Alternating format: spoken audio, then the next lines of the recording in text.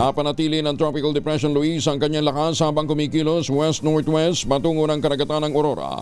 Huling namata ng bagyo sa layong 200 kilometro silangan ng Baler Aurora. Taglay ang lakas na hangin 55 kilometro bawat oras malapit sa gitna.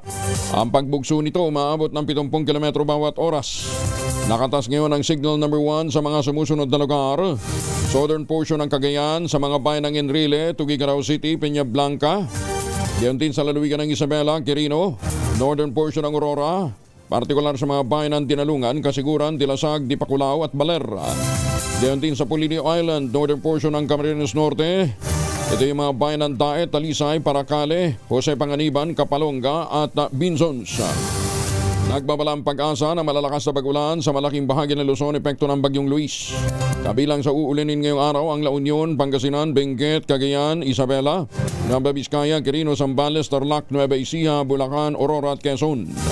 Asahan din ang mga pag-ulan sa Metro Manila, Cavite, Batangas at Rizal, ganyan din sa Occidental Mindoro dahil naman sa habagat.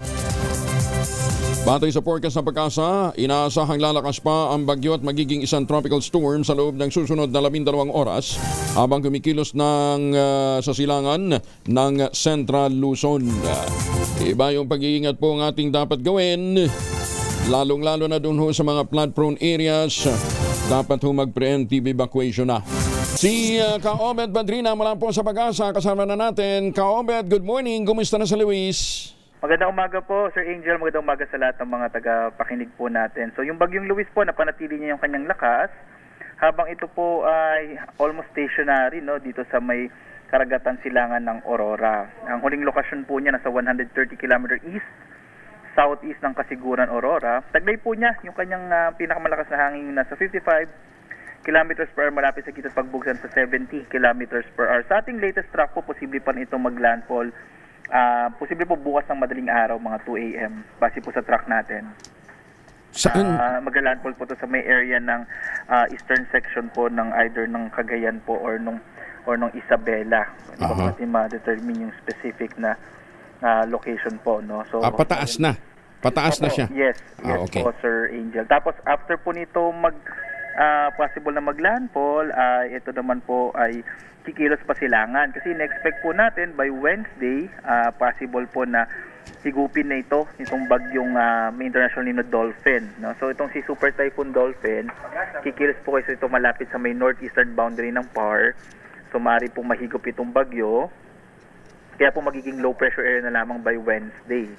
Samantala, signal number 1 pa rin naman po dito sa may central eastern portion ng Cagayan, maging sa mga lalawigan ng Isabela, Quirino, eastern and southern portions ng Apayao, eastern portion ng Kalinga, eastern portion ng Mountain Province, eastern portion ng Ifugao, northern portion ng Aurora, Polillo Islands at northern portion ng Camarines Norte. Sa mga lugar po kung saan nga naka-issue ang signal number 1, asahan po yung mga pagbugso ng hangin na dulot ng bagyo. Samantala naman, inaasahan po natin this week, generally magiging maulan po sa malaking bahagi ng Luzon at maging sa western section ng Visayas.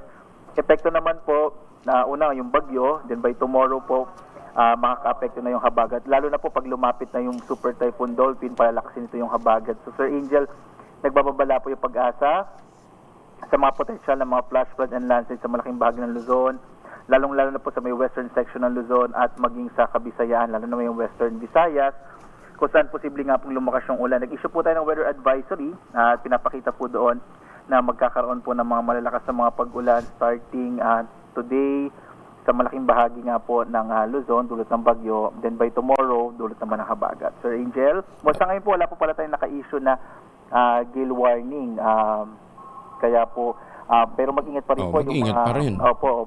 Lalong-lalo na sa bandang norte. Yes, tama po, lalo na kung saan naka-issue po ang signal number 1. Base kasi sa ating mga datos naman, although hindi nga nare-reach yung usually dapat po greater than 4 meters po yung alon para magkaroon tayo ng gale warning. Pero sa ngayon po, based sa mga datos, hindi na naabot yun. Pero mag-ingat pa rin kasi magiging malakas po yung hangin dulot ng bagyo. Okay. Maraming salamat, Ka-Obed. Ingat din kayo, ha? Wala na naman tulugan ng mga tagapag-asa. Yes, po. Maraming salamat, Sir Angel. Vitamin C, huwag kalimutan. Si Ka-Obed Badrina mula sa Pag-asa.